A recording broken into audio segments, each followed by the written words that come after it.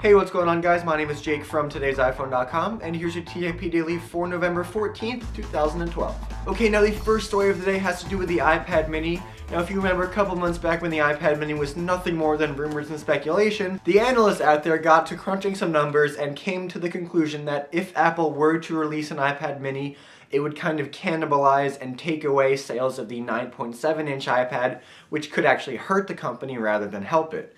Well, obviously now the iPad mini is a real, actual device on sale, and shockingly, the analysts were wrong. A bunch of surveys were done, and the data seems to suggest that the iPad mini doesn't actually take desire away from the 9.7-inch iPad. It actually creates desire and demand for a totally new category for Apple, this mini tablet. So everybody's happy. Obviously, there are going to be some instances where people are trying to decide, should I buy a full-size iPad, should I buy an iPad mini, and the full-size iPad will lose out.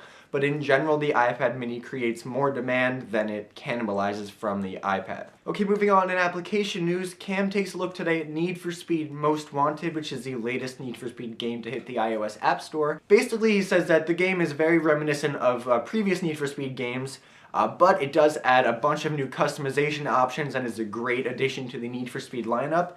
You can check out the video in the description down below, and if you like these sorts of racing games or Need for Speed, it's $6.99 in the App Store, which is $4.99 British pounds, so you can check it out now. Okay, and finally, I have good news for you residents of Rio de Janeiro in Brazil.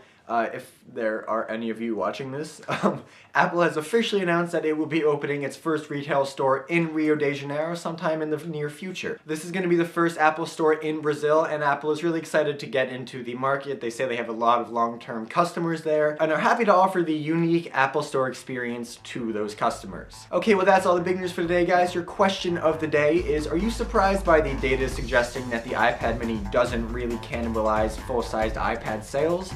You know, both of the devices are very, very similar in terms of functionality, so personally I was a bit surprised that the iPad mini coming out didn't have more of an effect on full-size iPad sales and demand, but that's just me. So you can let me know how you feel in the comment section down below, or on Twitter at TIP_Jake. Please don't forget the links to everything I talked about in this video in the description down below, so definitely check those out. And as always, for more news, views, and reviews, don't forget to head over to today'siphone.com.